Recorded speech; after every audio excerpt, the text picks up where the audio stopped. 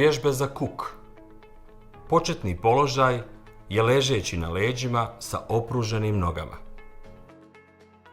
Iz početnog položaja odizati naizmjenično, a zatim obostrano noge do pojave bola. Prvo vježbu uraditi bez opterećenja, a po potrebi dodati opterećenje u vidu tega ili neke improvizacije u nivou skočnih zglobova. Vježba se može ponoviti 7 do 10 puta.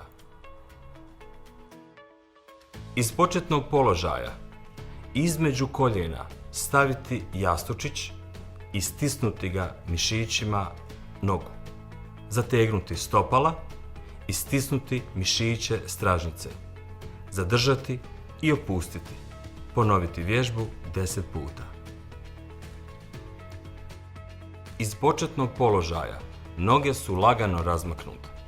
Jednu pa drugu nogu maksimalno moguće rotirati prema unutra i to tako da se stopalo usmjeri prema unutra. Suprotna noga miruje. Ponoviti vježbu 10 puta. Tehnički, vježba se uradi kao i prethodna, s tim što se rade rotacije prema vani. Ponoviti vježbu 10 puta.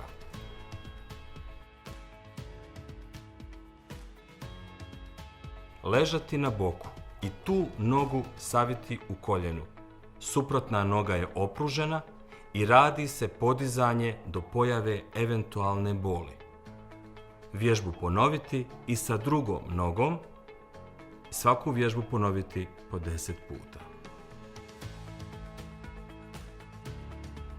Iz stojećeg početnog položaja uraditi odmicanje, zatim primicanje noge u odnosu na središnju liniju tijela. Vježbu ponoviti sa opterećenjem oko skočnog zgloba. Vježbu uraditi 7 do 10 puta. Dexalgin. Stavite tačku na bol. Prije upotrebe pažljivo pročitati uputstvo o lijeku. Za obavijesti o indikacijama, mjerama opreza i neželjenim dejstvima lijeka posavitujte se sa ljekarom ili farmaceutom.